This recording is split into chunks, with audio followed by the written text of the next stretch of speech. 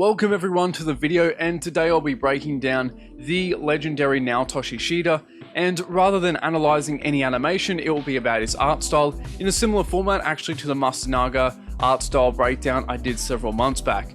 And Shida has made his mark in many big franchises, but for this video, since I mainly discuss Dragon Ball on this channel, that is a series I'll stick to. Additionally, I'll be analysing his modern art, as his work in the original Dragon Ball series as well as Z and GT is certainly great. It was often well drawn, whether it's gestures, expressions on characters, and the style of shading, it was quite solid, but it isn't until later in the 2000s and onwards I feel he begins to further develop a truly unique and distinctive style that, whether you like it or not, certainly stands out. And like per usual, before we dive in, the featured artist is Daniel Draws, who puts out some great work and makes some cute little animations. This one in particular is my favorite, so go give him a follow, I'm sure he would appreciate it.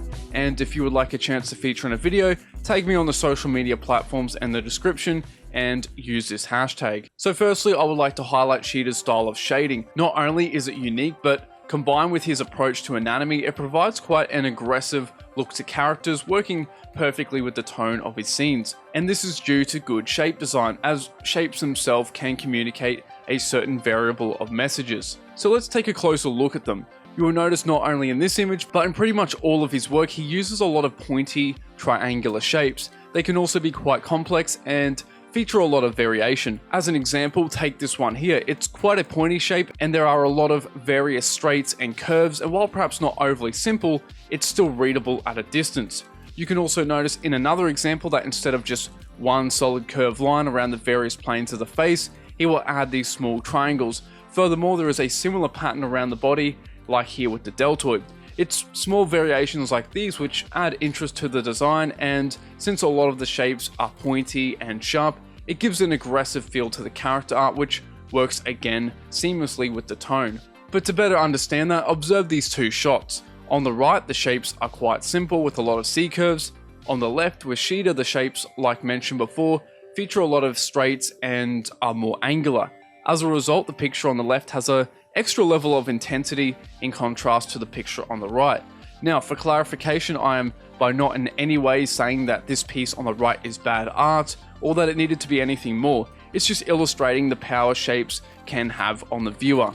And a side note, what I especially like about this Broly piece and many of his shots in this film in particular is that he only uses about 2 tones, but was able to convey a lot of depth. Yes, there is a gradient, but regardless, the character art feels very three-dimensional without any third tone, illustrating again the power of good shape design. Now moving on to his base drawings, and oddly enough, it sort of reminds me a bit of Sato's later work in the series, in not only the style of shading, but also the dynamic gestures, and I guess the more realistic and somewhat detailed approach to like clothing and anatomy. As an example, the bicep, it has 2 tendons that split, and instead of simplifying it into one solid block, perhaps like Yamamoru for example, and a perfectly fine approach by the way, but with Sato he details the split between the tendons. And likewise, Shida's approach to anatomy is somewhat similar in that he doesn't simplify it as much and often details all the various creases in the skin with multiple lines. Like here with this illustration of Raccoon, you can see him take a rather detailed approach, like with the leg as an example, indicating the gracilis muscle, and various others in contrast to, once again, the simpler approach commonly seen.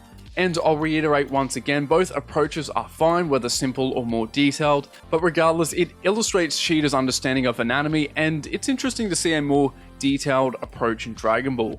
And thirdly, something that goes quite unmentioned is his excellent gestures, and to borrow a term from Mike Matisse, the expression of force. And one illustration that really embodies that is this piece of Android 18. The pose itself, with the orientation of the arms and legs, is done in an interesting way. The dynamic feel is further communicated through good lines that express power. This is executed through these strong curved lines that complement as well as exaggerate the rhythm to the body and express the force of mass pushing against another form. An example of this is the upper and lower leg. The way the lower leg or clothing is drawn is with 2 strong curved lines, while the upper leg, it is 2 lines pressing in the opposite direction. This creates a sense of rhythm and contrast which fuels interest. On the other hand, if the clothing was drawn sort of in one motion, it would lack interest.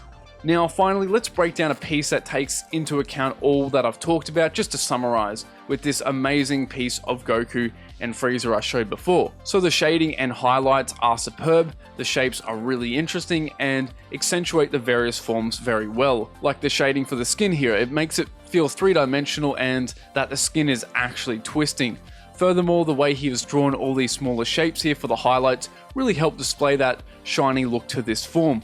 He also presents a more detailed approach to anatomy, like discussed, that instead of going for a more blocky sort of look, there is a lot more variation with the lines that also have a rough quality to them. He also indicates the various muscle groups under the armpit and the tendons of the bicep.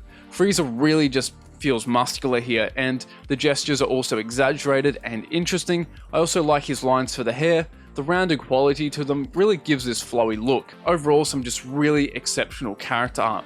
But anyway, with that, I'll conclude the video there. Thank you for watching, I hope you learned something new, and I'll see you later.